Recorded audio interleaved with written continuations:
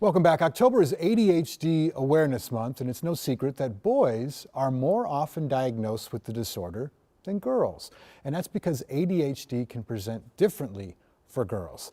Ellen Eggstrom from Groves Learning Organization is here to talk about how symptoms differ and how parents can best support their kids' learning. Ellen, thanks for being here. Really appreciate it. Thank you for having me. Yeah, so research shows that boys are often diagnosed more than girls. Why is that, or why do you think that is? Well, boys and girls show symptoms of ADHD in a different way. I'm talking particularly about the hyperactivity part of ADHD.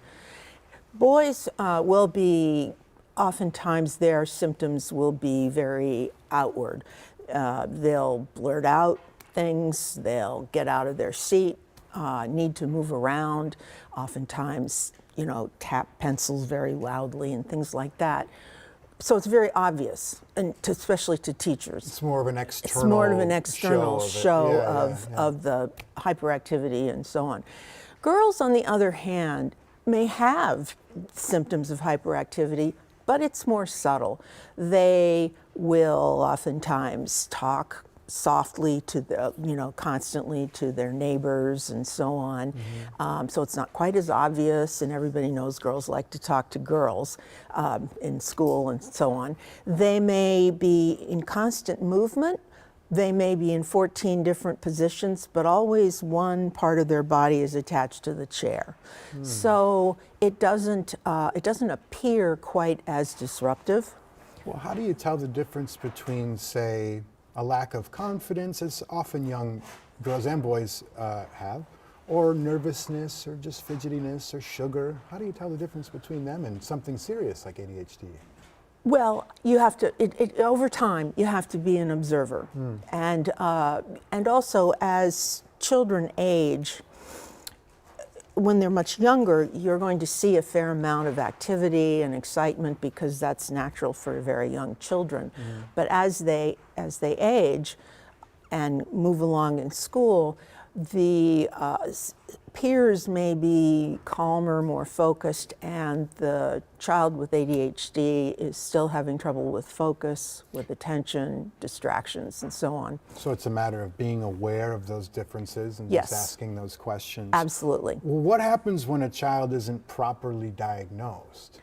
Well, we know from research that people with attention deficit and hyperactivity disorder have difficult outcomes in adulthood, more divorces, underemployment, undereducation, and so on.